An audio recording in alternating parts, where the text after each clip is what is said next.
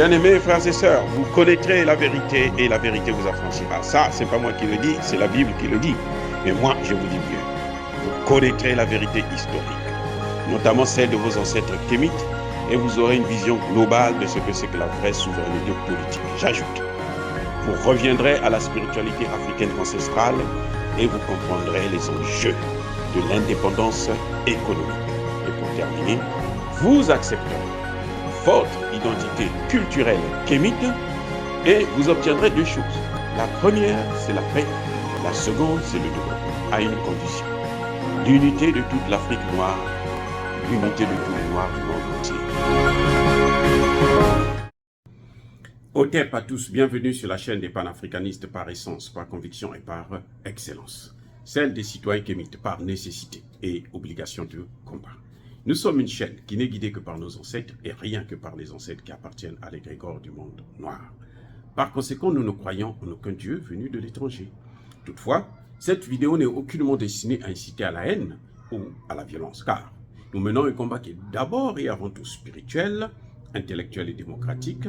Ensuite, il est politique, géopolitique et géostratégique, contre l'impérialisme, le colonialisme, le néocolonialisme et l'endocolonat, qui sont tous qualifiés de crimes contre l'humanité. Nous menons ce combat sur la base du principe fondamental que nous avons hérité de nos ancêtres kémites, qui est celui de la Mahat, c'est-à-dire solidarité, vérité et justice. Vous êtes donc au droit de connaître la vérité et nous avons l'obligation de vous dire la vérité, rien que la vérité, afin que justice soit rendue au continent africain. Et ça, c'est notre modeste contribution dans cette noble lutte en faveur de la souveraineté, la dignité, la solidarité et l'unité africaine. C'est exactement ça que nous appelons le panafricanisme. Bien-aimés frères et sœurs, un sénateur tchèque s'est permis de faire la morale au ministre des Affaires étrangères, à la ministre des Affaires étrangères sénégalaise, Madame Aïssata Sall, comme si la Tchécoslovaquie était un pays important. Franchement, la Tchécoslovaquie peut donner des leçons à un pays africain. La Tchécoslovaquie a quoi comme technologie? La Tchécoslovaquie peut nous apporter quoi en matière de démocratie, en matière de médecine, de sciences et autres. Nous, aujourd'hui, nous voulons le développement. Ce qui est important pour nous, c'est le développement. Et le développement, nous avons des partenaires. Il y a des pays qui aujourd'hui peuvent financer plutôt dans le domaine du développement en Afrique. Il n'y a pas la Tchécoslovaquie. Même les pays européens, ils ne peuvent plus rien faire. Vous avez vu les DTS, droits de tirage spéciaux, c'est depuis 2015. 2015 à maintenant, là, 30 milliards. 33 milliards, 30 ou 33 milliards de dollars qu'ils n'ont jamais pu donner aux Africains. Parce que les Européens sont malheureux. Et surtout la Tchécoslovaquie. Vous savez pourquoi les Tchèques là sont rentrés dans l'Union européenne? Parce que quand vous rentrez dans l'Union européenne, il y a une petite enveloppe qu'on vous donne pour réajuster un peu vos économies, vos institutions, ainsi de suite. C'est ça qui a poussé tous ces pays-là à courir. Et ces pays-là, ce sont ces pays-là qui ont appauvri l'ex-URSS, qui ont fait couler l'ex-URSS en économie, et c'est ce qui a fait que l'ex-URSS puisse être disloqué. C'est un problème économique. Ce n'est pas un problème militaire ou technologique, c'est un problème économique. Parce que l'ex-URSS avait à sa charge des pays comme la Tchécoslovaquie, la Pologne, la Hongrie et autres. Et d'ailleurs, jusqu'à maintenant, c'est des pays qui dépendaient de la Russie en matière de pétrole. Vous savez que les dettes de l'ex-URSS, là, toutes ces dettes ont été payées par la Russie. Aucun pays de l'ex-URSS n'a dépensé un seul centime. Que ce soit la Pologne, que ce soit la Hongrie, que ce soit la Tchécoslovaquie, que ce soit la Roumanie et autres. Tous ces pays-là, les dettes qu'ils avaient avant 1991, lors de la dislocation de l'ex-URSS, toutes ces dettes-là ont été payées par la Russie. Et la Russie a liquidé toutes ses dettes. Donc la Tchécoslovaquie, ce n'est pas un pays qui peut nous donner de leçons. Ça, c'est la première des choses. Surtout pas un piètre sénateur qui vient, qui veut raconter sa vie à notre ministre des Affaires étrangères, que l'on la déteste ou pas. Et ça, c'est un problème chez nous, les Africains. C'est-à-dire que on est les premiers à dire que non, il faut que les Européens enlèvent leurs mains dans notre politique. Même Ousmane Sonko l'a dit, que la France enlève son pied, son genou sur notre cou. Et c'est le premier à aller en France pour demander à la France d'intervenir. Aller à la Cour pénale internationale pour demander à ce qu'il puisse intervenir. Vous voyez, ça dit que nous, on a le chic de toujours faire une chose et le contraire en même temps. Et on se plaint qu'il y a l'ingérence dans nos affaires. Oh non, eux, ils s'ingèrent dans nos affaires. Pourquoi ils s'ingèrent? Mais c'est nous-mêmes qui demandons. Vous trouvez des Africains qui se réjouissent parce qu'un pauvre sénateur, un vaurien de sénateur tchèque, en train de salir la ministre sénégalaise des Affaires étrangères. Et ça, je trouve ça quand même scandaleux. Je trouve ça scandaleux. C'est les mêmes qui vont encore dire non, il ne faut pas que l'Europe vienne chez nous. Il ne faut pas qu'ils interviennent. Il ne faut pas qu'ils s'occupent de nos problèmes. Il ne faut pas qu'ils enlèvent, qu'ils partent avec leur monnaie CFA. Non. Puisque vous les aimez tellement. Ce qu'ils sont en train de faire. Vous trouvez qu'ils sont bons seulement quand ils dénigrent vos opposants. Les gens que vous n'aimez pas. Là, vous trouvez que c'est bon. C'est comme j'ai trouvé beaucoup d'Africains se réjouir sur le dossier des biens mal acquis. Parce que l'argent a été volé, soi-disant, en Afrique. Oui, nous savons qu'il y a eu des abus, que nos leaders ont abusé, que leurs enfants ont abusé. Mais ce n'est pas une raison pour que ce soit à la France de les juger, à la France de prendre les biens qui leur appartiennent, qu'ils auraient volés en Afrique. Ça n'a aucun sens. Les gens acclament ça. Ils acclament. Il y a un problème. C'est grave. Vous voyez, déjà, ce sénateur-là n'a pas le droit de parler de la sorte à notre ministre des Affaires étrangères. Je suis congolais, hein, je le rappelle. Mais en tant qu'Africain, en tant que panafricaniste, je dis qu'il n'a aucun droit de s'adresser de la sorte à notre ministre des Affaires étrangères. C'est un manque de respect total. Et un type comme ça, je pense que s'il met pied au Sénégal, le gouvernement ne devrait pas le recevoir. Ça, c'est point. La première des choses. La deuxième des choses, c'est que, comme je disais tantôt, nous, Africains, nous ne devons pas nous réjouir lorsque quelqu'un insulte nos leaders. Même s'ils sont mauvais. Vous savez, il y a beaucoup de gens qui ont soutenu la position des Occidentaux contre Mugabe. Aujourd'hui, on se rend compte que Mugabe, c'est lui qui a fait que Nelson Mandela puisse sortir de prison. L'ANC là fonctionnait à cause de Mugabe. C'est Mugabe qui formait, qui s'occupait de leur formation, leur armement, ainsi de suite. Mugabe a eu le courage de prendre les terres que les Anglais, les colonisateurs avaient pris, arraché à des populations, et il a pris, il a remis ça à la population zimbabwéenne. Donc, vous voyez, on n'a pas encore vu ce genre de choses-là dans nos pays. Et c'est comme ça que nous avons. Et les gens ont critiqué, mais aujourd'hui on se rend compte que, mais voilà, ça c'était des grands leaders. Il y en a peu comme ça. Juste parce que vous suivez trop ces chaînes. Moi, je regarde aussi RFI, France 24 et autres. Je regarde pour voir ce qu'eux ils disent de nous.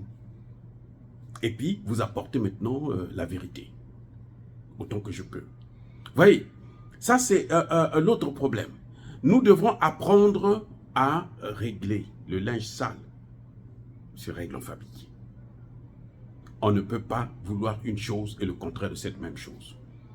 On veut avoir notre souveraineté et ce sont encore on voit même des journalistes font asseoir nos dirigeants, ils ont croisé les pieds et puis les insultent, les dénigrent, posent des questions comme s'ils avaient affaire à leurs enfants. Moi, je ne tolère pas ça. Même Alassane Ouattara, même si c'est Bazoum, que ce soit Ombalo, quand il y a des étrangers qui les agressent, qui les attaquent, qui les ridiculisent, je m'y opposerai toujours.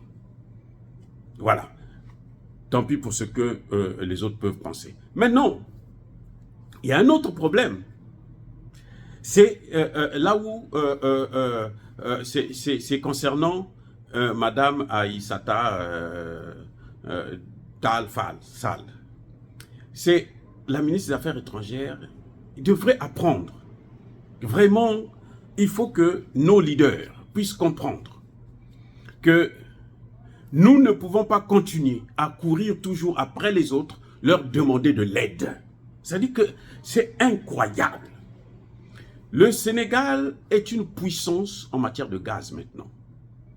On a découvert tellement de gaz au Sénégal que le Sénégal est parmi les 10 premiers puissants producteurs de... va être les 10 premiers producteurs de gaz en Afrique. Donc le Sénégal, ce n'est plus un pays qui, comme ça, c'est un pays qui compte. Mais pourquoi Madame Aïssata Sall va se rendre en Europe pour aller quémander, flatter de l'argent? L'Europe, là, est endettée. L'économie allemande, là, elle est bousillée par les Américains eux-mêmes. Elle est bousillée, détruite. Et c'est pas évident qu'elle se relève encore. La France est endettée à hauteur de 3 000 milliards. Alors que le continent africain n'est endetté qu'à hauteur de 800 millions. Non, plutôt 800 milliards. Mais il n'y a pas photo. Comment se fait-il que nous, on continue à aller quémander? Vous partez demander à la France, vous partez ici, vous partez des pays comme la Tchécoslovaquie, là. Ils vivent des subventions de l'Union européenne. Vous partez leur demander des aides. Et arrêtez avec ça. C'est ça le problème que je reproche à nos dirigeants. Et c'est normal que un vaurien comme ça de sénateur puisse vous humilier. Vous avez déjà vu nos sénateurs parler à Emmanuel Macron ou parler à Anthony Blinken? Vous avez déjà vu ça? Non. Mais pourquoi nous, vous allez vous asseoir devant des petits députés, sénateurs, parce que, bon, ce sont des sénateurs européens, parce qu'on est en Europe. Si vous avez envie de voyager, mais allez en Afrique. L'Afrique, c'est grand, 30 millions de kilomètres carrés. Allez-y en Afrique, baladez-vous, faites ce que vous voulez.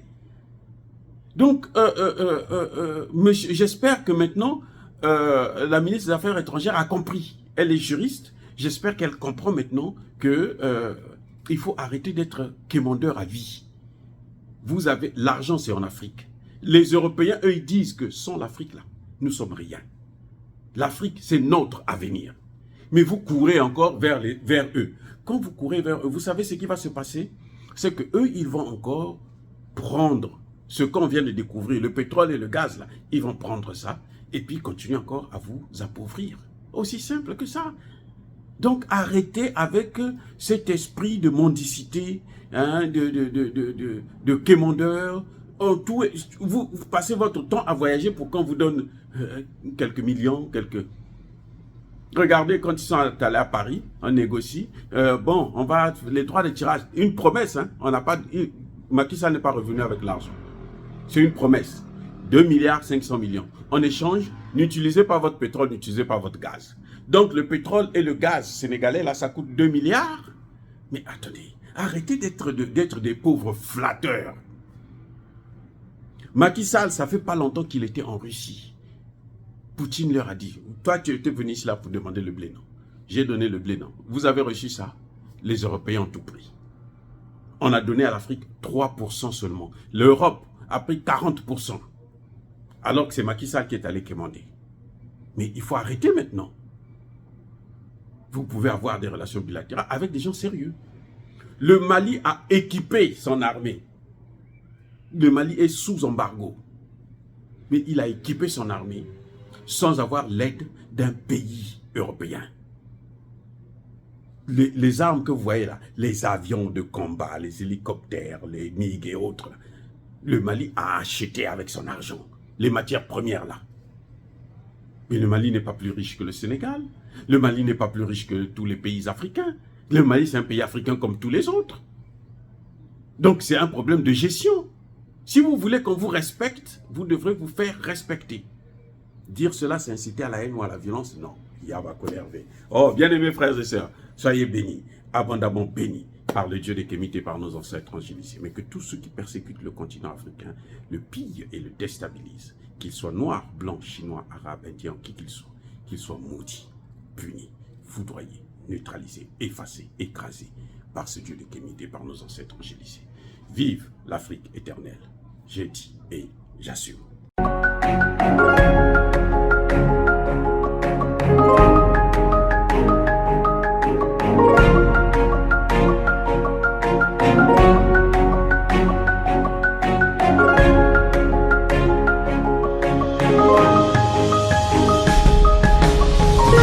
Eux, ils marchent par la foi et non par la vue.